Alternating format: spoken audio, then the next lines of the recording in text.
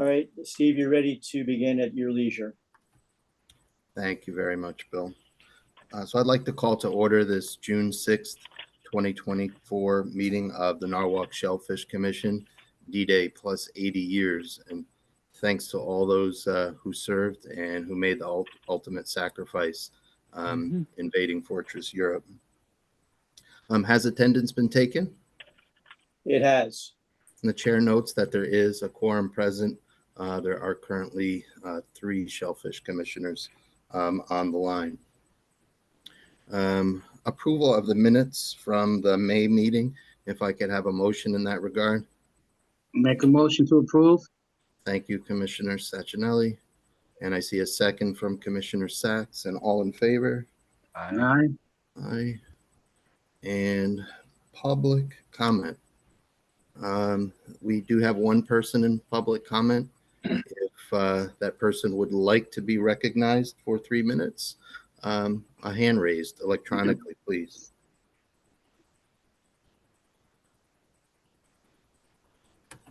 Okay, seeing none, go back to the meeting.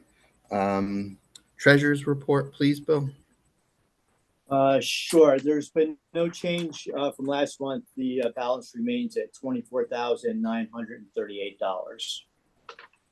Great, thank you. Secretary's report. 3 bits of correspondence.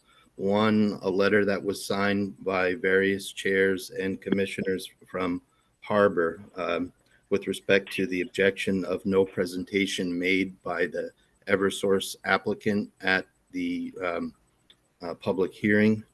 There was also a letter that went out regarding a familiar mantra of protecting the city's costs with respect to any changes or modifications to the Donovan Voting Center. And Chair also notes, and I have a copy regarding same of a letter from Ms. Vonacek from the city addressing Chairman Dr. Pinto and Commissioner Johnson with respect to comments made at the May meeting. That's all for secretaries. We'll move on to committee reports and Department of Health again, please, Bill. Sure. So for the month of May, we had 3.71 inches of rain. Last year, during the same time frame, we had 2.97, historically 4.40. So we're a little bit under by a bit. There were no closures in Norwalk. There was one closure, not due to rainfall anyway. There was one closure back on May 2nd due to the truck fire. And as precautionary measure, agriculture closed the beds down and reopened them up on Monday the 6th. So that was the only closure. There was also a discharge of some treated effluent on 528. There was a faulty tank over at the Water Pollution Control Authority. So for about 2 hours, treated effluent was discharged until they were able to remedy that situation. That went from 9:15 a.m. until 11:13 a.m. So just about 2 hours straight. But other than that, that's it for my report.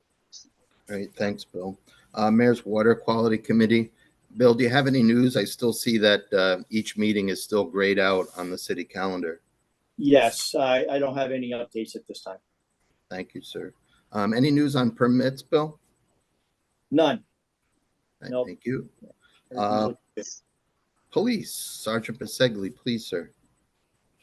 Hey guys, so we did go out for the that truck fire because there was some concern about oil making into the harbor. We didn't find anything, and DEP came and they boomed everything. Everything worked out great with that. We had one shellfish complaint that came in. I think it was last week. Someone thought there were some oysters being taken down a calf pasture, but it ended up just being worm they were looking for. So that was uneventful.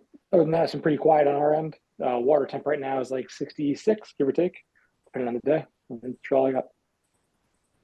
Thank you, Sergeant, and thank you for the temperature advisory. Norwalk Harbor Management Commission chairs Kibbe, Pinto, and Mr. Stedman, please. Thanks, Steve. Just a couple of things. The walk bridge project is moving along. We had our monthly status meeting on Wednesday. I had the opportunity to look at the tour of the harbor and look at the moorings that are in place for retaining barges, for the construction project.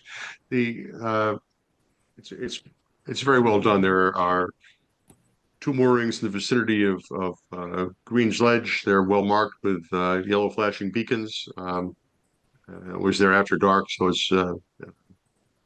it's pretty well done.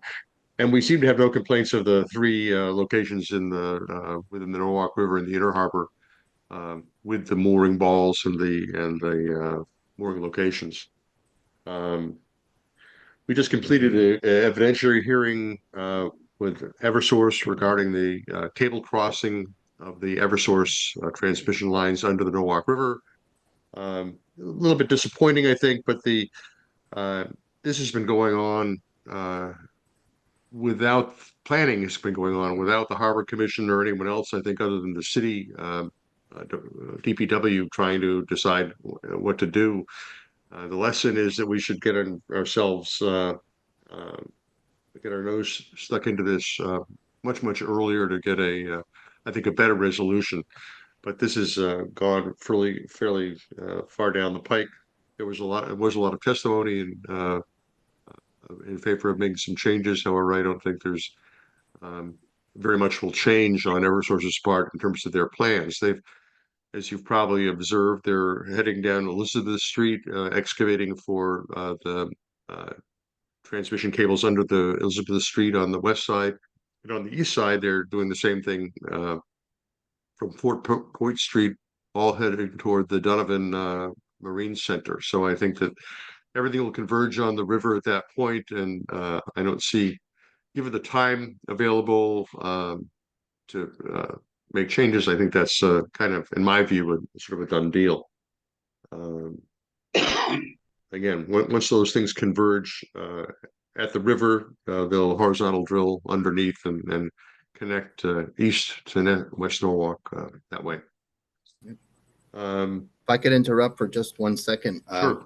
Chairman Kibbe, Sergeant Bisegli has his hand raised. Yeah, just one thing to add to Mr. Kibbe's report regarding the mooring balls out of Green's Ledge. There is a third one that is currently chain bound and subsurface. It's between the two that are out there. Chiambro is aware of it, and they're working to make remedies to that. They're not sure how they're going to do it. It sounds like they get divers to probably cut the line or cut the chain rather and add swivels to them. But there's a third one.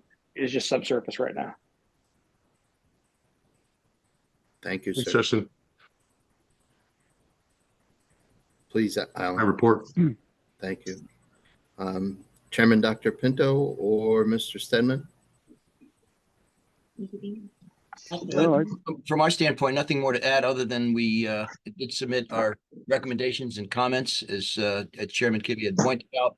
That was submitted prior to the 5 o'clock deadline on Wednesday.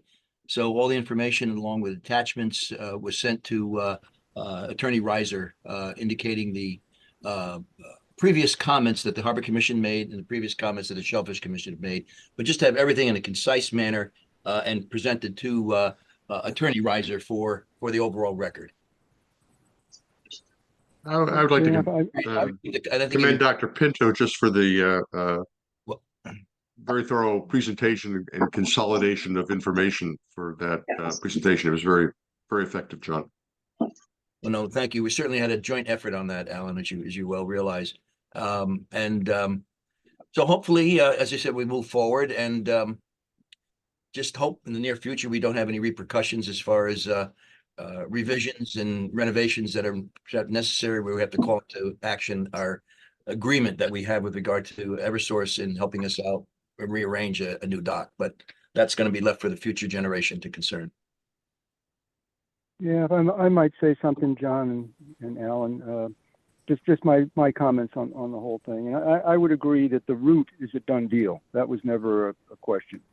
But as far as the involvement of the Harbor Commission, we were involved right from the beginning in an effort to be involved. We had the advice of a national expert. We reviewed every plan. But anyway, that's in the past. So the route is certainly a done deal, and it was a done deal when the siting council approved it. Interestingly, I think we talked about this at the commission meeting, but during this current legislative session, there was a bill passed changing the operation of the siting council, and the purpose of the bill was to correct the regulatory bias of the siting council in favor of the utility companies. And that was certainly clear when we participated in the siting council meeting when they approved this route. And when we asked if there could be if they would hold a public hearing, and they denied that request, and they didn't respond to any of the commission's comments or questions. So the route is a done deal. What we were hoping is it's not a done deal, but of course it probably is that DEEP could attach a condition in the permit that would make the applicant responsible for any added costs having to do with the city's maintenance, repair, or replacement of the facility. And interestingly, when we were at the site visit, one of the DEEP representatives mentioned that the $50,000 that has been or is given to the city concerning permitting and planning, she thought that the purpose of that would be to make sure that what we plan wouldn't be adversely affected by the location of the electric lines. But I think that reasoning is somewhat subject to change. And then, a fair question is, what would DEEP do if this was a proposal by the utility company to relocate electric transmission lines underneath a state facility? Would the state allow it, or would not the state have a condition to protect its future interest in repair of it? So that's well, we put those comments into the letter as the public has a right to do. The other letter that was mentioned, I think Steve mentioned it, was an objection to the way that the public comment hearing was conducted. And when the public comment hearing was advertised on the DEEP website, it was to allow the public to comment, of course, interested parties of the public to comment on this, but it was also to include a description of the project by the applicant. And the applicant's description of the project involved no drawings, no maps, no photographs. It was a less than 3-minute presentation of the route and how they would directionally drill under. And I think by any reasonable response to that it was not adequate. If someone from the public was interested in understanding this proposal, that presentation would provide no information without knowing where it's located, what the scale is. And I think it's certainly fair to criticize DEEP for that aspect of the public hearing, and hope that in the future, when there's similar projects, that the applicant would be made to explain it in a way that the public has a right to understand. So that was a second letter. Also, it participated in the Norwalk River Watershed Initiative meeting that was on May 15th. And as we mentioned once before, that there's money available, has been provided to Connecticut Sea Grant for revising the Norwalk River watershed-based plan. And the consultant will be retained, but the watershed initiative itself will be responsible for providing oversight of that work. And we hope that there would be in-person meetings involved, and that the Harbor Commission, as having a seat as a representative on the watershed initiative, would have a role in this, especially since the initial watershed-based plan was provided in large part at the urging of the Harbor Management Commission, which participated in its funding or its preparation. The other topic that's of interest to the Harbor Commission is the O&G proposal on the Upper River, which you probably have followed. And there's a lot of interesting aspects of that. And as you know, there's much public opposition to it. Now, some of the comments in opposition are relevant and make sense, but there was one comment that was made that the bringing in of aggregate and barges has a potential negative impact of spills on shellfish resources. So there's a potential environmental impact. But I don't know that that's a fair criticism, because historically there were 3 oil tank farms upstream on the river, and there was the Manresa Island power plant that took in oil barges, and the shellfish industry did just fine and what wasn't damaged. but there are a number of interesting issues, including harbor management related issues having to do with the use of the Federal Navigation Project and encroachments and coordinating barge deliveries so as not to block the Norwalk Boat Club from having access. And so the harbor master is communicating with Deep about what harbor master is going to have a role in this, or what is the harbor master role. We're talking about this with Deep, and it's an ongoing discussion as to who has responsibility for enforcing requirements for avoiding encroachments in the channel. So that's another aspect of, or another initiative that's ongoing. But that's all I have to say. And then I guess the last thing with the Eversource project, I said this before, but as you know, when the Walk Bridge environmental impact evaluations were prepared, both the state and to the federal level, the impacts of the Eversource project were not included in that evaluation. Of course, the Eversource project is an essential element, and it's one of the three components of the Walk Bridge project. And there was a lawsuit that was filed alleging that by not including the evaluation of the Eversource project in the environmental reviews, that was an unlawful segmentation of the environment of the project for the purpose of avoiding the review of the impacts. Now that lawsuit was dismissed from federal court, but not because of its merits, as I understand, but because of questions about the standing of the plaintiffs.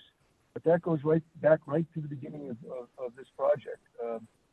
But anyway, that's what we think about, but it's the decision is beyond our control. But we certainly have a right to make comments and thoughtful comments, which we've done throughout this long process, going back to 2015. So that's my dissertation on all this. Thank you, Steve. Thank you, Jeff, as always. Dr. Pinto, please, sir. You just have one question. And Jeff, going back to the comment that you made with regard to the Siting Council, do you know what the benchmark was, or perhaps the criteria that was used in eliminating the bias that the Siting Council had with regard to regulatory control? I mean, I'm kind of interested in how they would eliminate that, as far as. Well, I haven't looked at the bill, but not to take time, but just that bill was introduced as a result of the issues in Fairfield over the last year. Right. But with the approval of the monopoles, and it was felt that there wasn't proper opportunity for public comment. So I know one of the things in this bill was to automatically make the affected municipality an intervener in the Siting Council process. And I believe there was also a provision whereby the utility has to provide for an independent review, or an independent expert review. There's a number of things like that, John, but I can get the bill and share it. Yeah, I think it'd be interesting to find out how they determined, and what was their benchmark or the criteria they used to eliminate, the regulatory bias by the utility companies. I think they were hoping to make a more open process. Right. To allow more municipal review. But I'm supposed to be following up on that, and I will. No, I didn't want to belabor the meeting, but thank you very much, Chairman Bardish did let me ask that question. Thank you. Not at all. Thank you, sir. That ends the committee reports. Motion to accept them as presented, please. I have a motion by Commissioner Sachs. Motion to accept. Do I hear a second, Nick? Second motion. Thank you. And all in favor? Aye. Thanks. Bill, I don't think we have anything for old business. Okay, Steve. Yeah. And new business, Mr. Hiltz, please, representing the applicant for 13 Seabreeze. And John, just for the record, I know that we had 3 Seabreeze with you before. This is distinct from that, correct? Seabreeze is that Seabreeze was a while back. They built that dock. Okay, so 1, 3, and 3 are different. Yeah, exactly. Yeah. Okay, fire away, please. All right, very good. Thanks for taking the time to hear me out. Basically, this is I think the last dock they can build on that stretch. And it's next to one that was formerly owned by Joseph Tomas. It's pretty much identical to that. It's, pile supported pier, ramp, loading dock. The site has some big concrete slabs in the tidal wetlands. We're going to take those out. I think they're like remnants of a seawall that fell down, but I don't know when it fell down. In addition to that, there's a set of concrete steps leading to a pathway of flagstones going through the Spartina. We're removing all that as well. The floating dock itself will be suspended on pile supported float stops. The applicant, they were considering a boat lift. I said it's pointless there. You don't have enough water to make it worth your while. And by the time you got the boat into the slings, it would probably be close to mean high water anyways. So they abandoned that, and they realized that it's really just a place where you're gonna be doing the kayak, stand up paddleboard kind of action there, because there's not much else you could do in that area. So it's it's already been vetted by Connecticut DEP, and they're fine with it. And at this point, it's just the pre-application consultation procedures I'm going through. Okay. I see in the drawing that the piles for the pier go through a Spartina section. There's 4 piles that are in Spartina. Yep. Okay. I'm sure that we would have a condition just associated with those being transplanted, as the state now allows. Right, and we can, the area I mentioned with the concrete slabs, we can just simply go over there and put them in that area to facilitate the the recolonization of that area. Great. I'm sure we want to go look at it before we resolve anything, but harbor management, I think you guys looked at this on the 22nd. I don't remember what happened. John, do you remember? John Pinto?